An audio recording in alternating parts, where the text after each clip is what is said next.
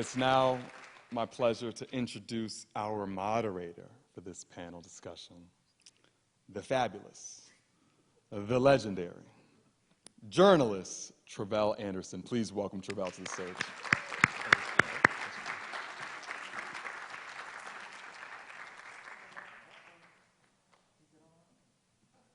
There we go. How y'all doing? It's okay, you can talk back, it's all right. Loosen up, it's cool. My name is Tre'vell Anderson. I'm a journalist, podcaster, all of the things. I'll be our moderator today. Help me welcome one of the women responsible for bringing us this film, producer, co-writer, all of the things, Taleah Bridges McMahon. Give it up for her. And then joining us, we have a bad sister out of Colorado, all right? She's restoring voting rights for folks. She's passing the Crown Act. She is ending qualified immunity for folks. She was the first Black queer person elected to the Colorado State Legislature. We have Representative Leslie Herod.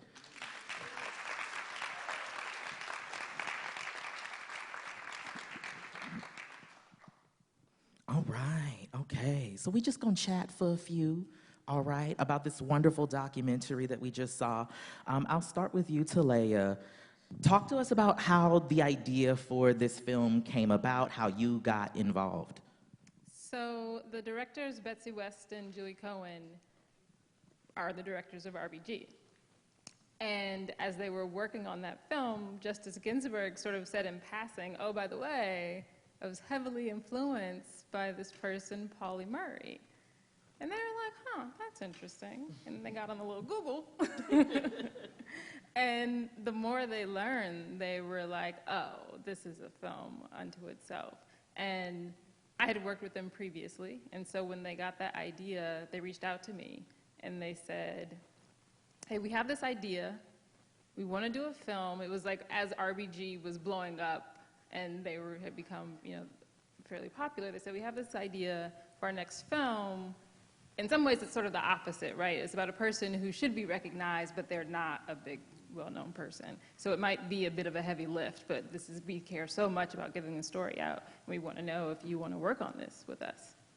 And I'd heard Pauli's name in the context of feminist writings, but I did not know Pauli's story. So as they sat there ticking off thing after thing after thing after thing and more and more and more things, I was like, oh, there's no way I can't work on this. We have to get this story out. I love that. And what about for you, Representative Leslie? Were you familiar with Pauli's story before seeing the film? So I remember talking to Stephanie Rance about this film, and she said, well, of course you know who Pauli Murray is. I was like, yeah, sure. I do. Well, she probably should. Gonna look that up.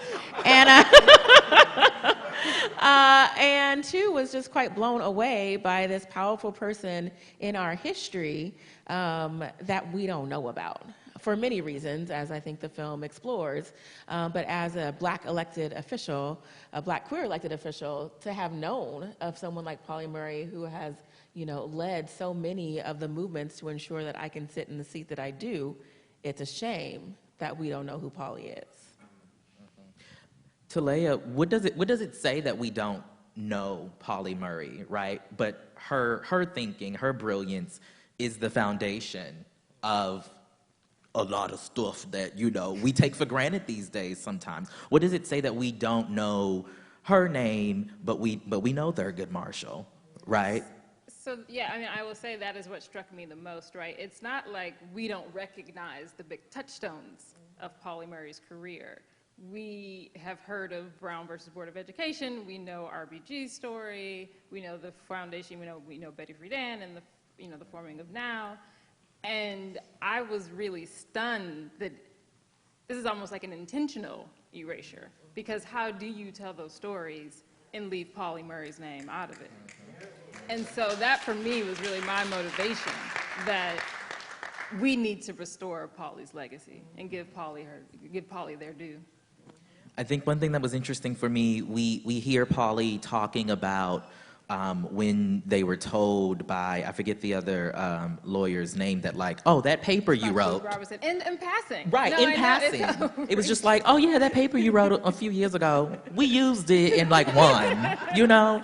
Like the audacity Right, of that right. it's troubling, right, though, Right, ultimately. right. Because so much of what she put into this world isn't, we just don't know that it was her, that it was a black Right, woman, it was a- right? right. We saw those pictures, it's a whole bunch of men, right, who are often the ones credited, right, for leading the civil rights movement, for bringing us here, but it was a black woman, a black queer woman, who was pivotal. I mean, I'll take you one further and say not only was Spotswood flippant about it, but at the time, they laughed at Pauli. You know, they made a mockery of Pauli's idea, and that was one of the things that struck me about Pauli's story, that time and time and time again throughout their experience, Pauli was mocked and dismissed. You know, there are actually way more losses than victories, and there's something so sad about that, right? That in Pauli's lifetime, Pauli was not actually receiving the accolades that the other people were receiving for those same ideas. Yeah. Leslie, if you had known about Pauli's brilliance prior to this moment, if you had learned about Pauli in school, in what ways do you think it might have like impacted or shifted how you moved through the world as a black queer woman? You know, I think that's hard to say, right? Because as, you know, a black person, a black woman in school in Colorado, I went to CU Boulder where there were not a lot of black folks, and correct. And, you know, to think about what I would have thought about or who I thought I could have become, I think it's interesting because the fact that we didn't know of her, I think, made us fight harder, you know, and to think that we needed to do the work, right? So we were those young activists that she was talking about, you know, that wanted to be called black with a capital B. We thought that was edgy, right? We gonna capitalize it now. And to think that our movement is our own. And what I think is so fascinating with Pauli's work and as it relates to the work that I do is, you know, I tell folks none of the things that I do in the legislature are new ideas. They are ones that have been brought forward by black women for generations. They just never had their due, you know? And all I'm trying to do is move that forward. And so I think if I would have known about Pauli, you know, maybe we would have had a better head start on the work that we were doing and the work that we all continue to do. And I think that's why it's important to tell her story. And in that, I want to acknowledge a few other women who are here with me who are, I think, shaping the story of who we will become as a country. And I want to just acknowledge Joanna McClintock. She's here. She's the minority leader for Pennsylvania. She is a black woman. We have Senator Dallas Harris here, who represents Las Vegas, Nevada, and the Nevada State Legislature, also a black woman doing amazing things. We have London Lamar here, holding it down from Tennessee. And we also have Amelia Sykes, who is the minority leader of Ohio State Legislature, who is here as well. And so I acknowledge these women because for the work that we are doing. Oh, I'm sorry, and we also have Janelle Bynum, representative out of Oregon. Excuse me, Janelle, holding it down. So, you know, I acknowledge these women because for so long in history and also today, black women and also black queer women are still leading the movements. But oftentimes we can be dismissed or not taken as seriously because either we are just not men or we are not white men or we don't hold the degrees, or how we move through society and how we bring up issues that really do impact our lives and the lives of our people and our constituencies. And so I see the correlation with what we saw in the film today with Pauli Murray. I mean, to be so dismissed and then to say, oh yeah, we use that work, thanks, goodbye, you can't even be in the photo. Like, you know, we're not even gonna acknowledge you at all. I think it's something that we know too well. But then to also have someone who I admire like RBG saying, no, I'm not going to do that to another woman, to a woman of color, and I'm going to make sure that she gets her credit where her credit is due. And so I really have to acknowledge and lift that up as well, as alongside of you all who did the work to bring this to us. So thank you. You know, I just want to add to that because, as you're pointing out, there are so many people who have been doing this work who have not been recognized for it.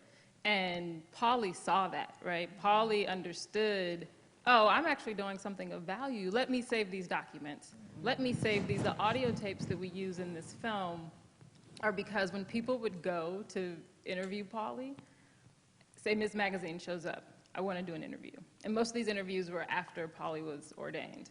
So they would hit record, and Pauli was like, I also will hit record on this, thank you.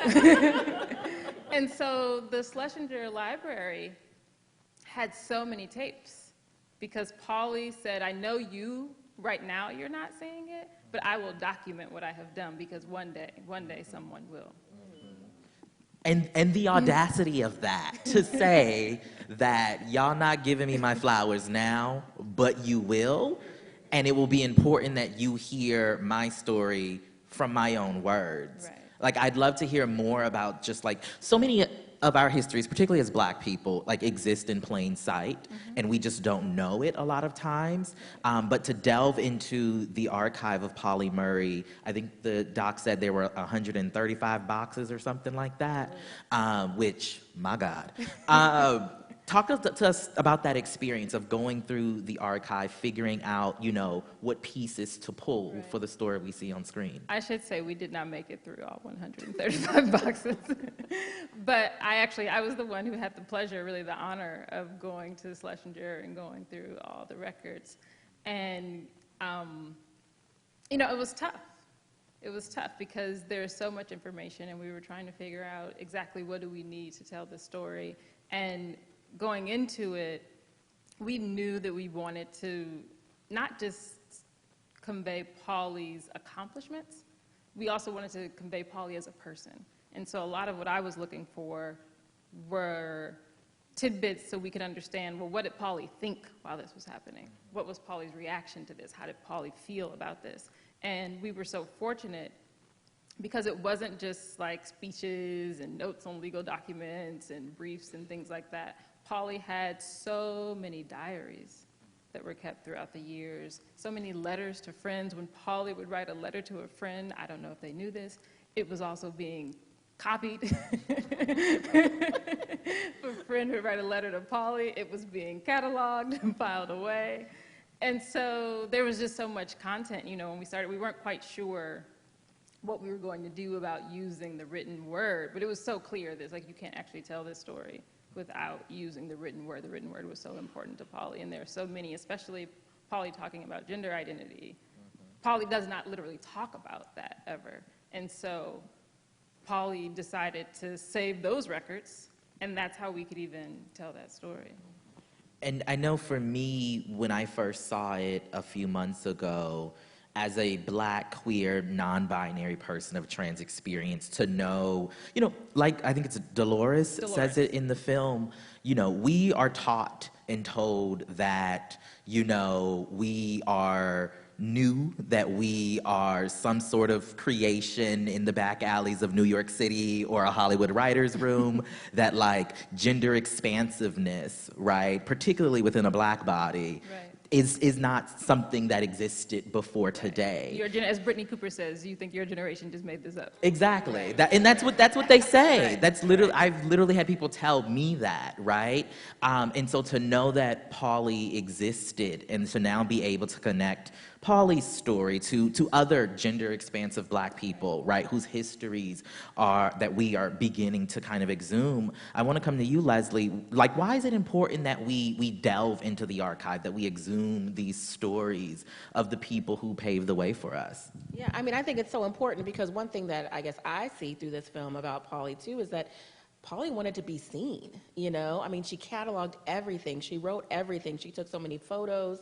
And throughout her career in social justice, she was never seen or acknowledged, even when her work made the change. she still wasn't seen, you know?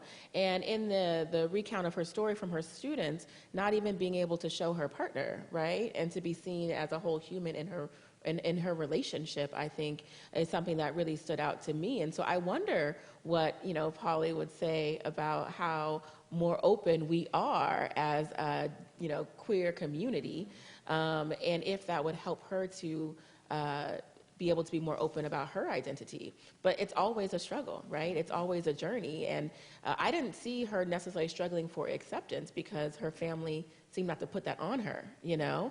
But she was looking for love, you know? And so I think that seeing her struggle and seeing kind of the fact that she didn't even see her own equality in the work when she was fighting for equality. I mean, it seemed like she fought for black folks, for women, but didn't really fight for her own, like, gender expression, you know what I mean? And so, and that, of course, we use that now as a reason for equality in the LGBTQ movement. And so I just find that really interesting. And I think it's actually quite empowering, right? Because I sit in this chair knowing that I can do what she couldn't do because of her, you know, because of the work that she did. And so I think it's beautiful to see, and I think it shows, especially black queer folks, one, that you can have acceptance in your family. Yes. You can actually be seen. You can do all the work that you want to do. And now, you know, we can be as bold and beautiful as we want to be in it. I do want to just piggyback on that because that comes up quite often, this whole idea of Pauli was so bold, so daring, fought against all of these things, but there's no record of Pauli advocating for LGBTQ rights at all. And there's no way to know, right? There's no way to know why that was, but one could imagine that if you were trying to gain respect in a society that is against all the things that you are, and you hit up against that racial barrier and never quite crack that nut, and then you are seen as a woman, so then you have all of the baggage that comes with that, and you never really get over that either. I mean, the idea that Pauli was impoverished, right? This is a person who can barely get a job. One could imagine that Pauli is not going to then opt into volunteering another category Very much so. to be discriminated against based on. So, Yeah, I mean, and it's one of those things, right, where the things that we do as a means of survival and navigating our space are just that, right? They're survival mechanisms. And that is something that is in my mind hearing Pauli's story. Because, you know, for whatever reason, Pauli didn't feel like perhaps that they could say, you know, this stuff publicly, that they could be, you know, more deeply ingrained in the LGBTQ rights movement that was unfolding at the same time as, you know, all of the stuff that's covered in the film. And what I love so much is that you all show that Blackness and womanhood and queerness and gender expansiveness can exist all at once, and it doesn't necessarily have to be, you know, rooted in trauma, because, you know, they like telling our trauma stories, you know? right, and it doesn't fit so neatly into a box. I mean, I will say we loved when we got to the, like, in just learning about Pauli's life, we were like, oh, we have to include the Negro and Black thing. Yeah. Because it's just so unexpected, right? Like, you think this person would be at the forefront, and they've been pushing for equality, and then there's suddenly a whole movement, and Pauli is like, wait. Y'all have gone way too far with this thing. And it's like, oh, that's a legitimate way to be Black or Negro. like no matter what, we can still be a little bit caught up in the petty, right? Like we might not see it that way when we're in the movement, but it's there. But I think on that, though, I just want to say that her not being able to fully express her sexual orientation and gender expression definitely showed up in her mental wellness and her mental health. And, you know, could also have been a factor in her physical health. I mean, dying of pancreatic cancer is something, it's actually, you know, mostly men who pass from it, but women still get it as well. But I just find that as all connected, you know, because when you cannot be your whole self, you cannot be well. And, you know, when they mentioned that she had spent multiple, you know, times, occasions in and out of depression or you know, trauma, breakdowns or, you know, whatnot, like a lot of it was related to the fact that of her sexual orientation and gender expression, you know, and she couldn't figure it out. She couldn't figure out why, and that ate her up. And so I think onto the other question about representation and what that means, I mean, I think we can see what happens when we hold these things in, you know, how it can be so detrimental to who we are and what we're trying to accomplish, too. Very much so. And, you know, I've used the word audacity a couple times, but like, to have the idea in your head that you're going to write a letter to the president, multiple letters to the president, and then you send a copy of the letter to his wife, you know, like that, like what was going on in Pauli's head? Pauli was like, you know what, I see what y'all doing and we're not about to have it. But, you know, I often say that like there's a particular audaciousness that like Black queer people have, and that it is in our imaginations that like liberation for us all lies. And I'm wondering for you, Leslie, you know, because of some of the work that you're doing in Colorado specifically, I think it embodies that same audaciousness that Pauli exhibited. Could you talk about the work that you're doing in Colorado to like make the world safer and better for all of us?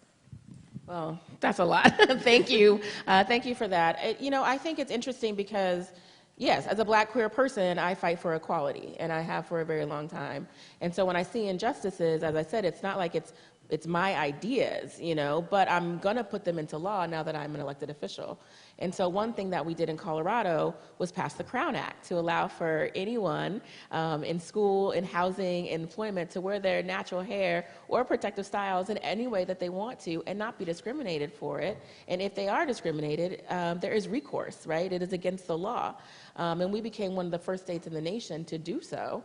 And had full support, but led by, thank you, the Black Caucus. And so to me, that was common sense, and that came to me because this young cheerleader, and I used to be a cheerleader, who went to school in my district was told that if she couldn't get her ponytail to look like her white cheerleading teammates, that she couldn't cheer in competition. And that's just not okay anymore, you know? And because I'm here, I'm able to make those changes. But more recently, a lot of the work that I have been doing is around police reform. And accountability. And as we see with Pauli, I think the same happened with me. There's these pivotal moments. And unfortunately, it happens to be both the murder of Black men, you know, that are like turning points and saying like, it's time for us to do something different. And so when George Floyd was murdered and also Elijah McClain was murdered in Colorado, there was obviously all these protests that happened across the country. But I was in the unique opportunity to be serving in the legislature, and our legislature was open during the protests, which happened right outside of the state capitol. And on the first day of the protest, I went out and I joined the protest, and I was actually shot at because folks didn't want to see the movement go forward. And I remember turning to my colleagues and asking them, and they saying, "Are you okay?" and everything like that, the entire, you know, Democratic caucus. And I said, I don't really want your platitudes. At this point, I want a bill, and I want a bill that is for police accountability, and I need you guys to sign on to the bill before it's introduced, and I need you to follow the lead of the Black Caucus. And this has never happened before. And to my surprise, not only did they say yes, the speaker said yes and granted me a bill. And so after 16 days of negotiation, Colorado became the first state to end qualified immunity for law enforcement officers, and now the only state to do so. To put criminal sanctions on excessive use of force in our community, and also criminal sanctions on the officers who failed to report and to stop the harm being done to our communities, and a few other provisions that we passed in that bill, making it, I think, one of the largest law enforcement accountability bills to pass in the nation to this day. And since we passed it last year, we have arrested more than a dozen law enforcement officers who have harmed folks in our community who have been caught on camera doing that. And so the work that we've done in Colorado, again, is not new. It's not something that's like new that Black folks are asking for law enforcement to be accountable for doing harm to us, but it was time that we got it done, you know? And I know the women I'm here with are also running those same bills and those kind of bills in their states because it's time for us to do that work, you know? And so again, I think of, you know, these turning points in our lives as folks who are in the movement or doing the work. And I'm kind of sick of it being on the backs of Black men who unfortunately are dead, and, you know, to be able to do it. But we've got to keep fighting. The fight is not over. And what I love about the film, too, is how you see Pauli not only working on one issue, but saying that my values around equal protection for Black folks is my same value around equal protections for women, you know, and there is no difference. And I'm going to fight for equality no matter where I am, be it in Ghana, you know, or in the US. And I think that that's really important for us to acknowledge how our movement does transcend, you know, and it is integrated, right? You spoke about turning points, and you know, as we wrap up, I feel like for me, at least, seeing this film, knowing Pauli's story is a turning point. I feel like you can't see this history and not do something with it, not spread the word, okay, not tell people to go watch, you know, My Name is Pauli Murray when it comes out. I feel like do tell people to watch. I feel like you've got to do something, and so I would love to extend this question to both of you. You know, now knowing Pauli's story, now seeing the film, what has this experience clarified for you? What are you doing? How are you moving and going throughout the world renewed after seeing this, after being, you know, part of it? So for me, I will say I've done several history series, documentaries, and there's a way in which it can be discouraging. And especially, you know, it's like I always say, like, I got into this business because I thought we could tell very important stories and we'd educate the public and then they'd change and like become better people. And then the longer I've done this, I'm like, oh, it doesn't happen so quickly. It doesn't happen so easily. And there's a way in which that can be discouraging. And working on this, I was like, oh, you haven't even really gotten started yet. Like, you haven't really done anything. Like, change comes more slowly than you can imagine, but it doesn't mean it's not coming. And so Pauli's story was just a reminder of you may not see the benefits of all the efforts that all the people are putting forth. And these things may not happen in our lifetime, unfortunately, but like eventually you just add your little rock to the pile of sorts, you know, and eventually you get there. Agree 100%. I would just say, give credit to Black women. Like, so I watch this, and that's what I see, you know. And I think, you know, we need to lift each other up more, listen to Black women more, and give credit to Black women who are doing amazing work, you know, and Black queer women who are doing amazing work. And when we see someone who is being set aside or disregarded, you know, be the RBG and step up and say, no, you know, I'm going to honor you for what you've contributed. I'm also going to ask you to the table to help me get further, you know, to help us move this forward. And so that's what I'm going to do, you know, is give credit to Black women. I love that. All right. My Name is Pauli Murray. It's in theaters September 17th. It'll be available on Amazon Prime Video on October 1st. Let's give a round of applause for Taleah and Leslie. Thank you both so much. And thank you all for coming. Get home safe. Am I throwing this to somebody else? No? Well, y'all get home safe. It was great. Thank y'all so much.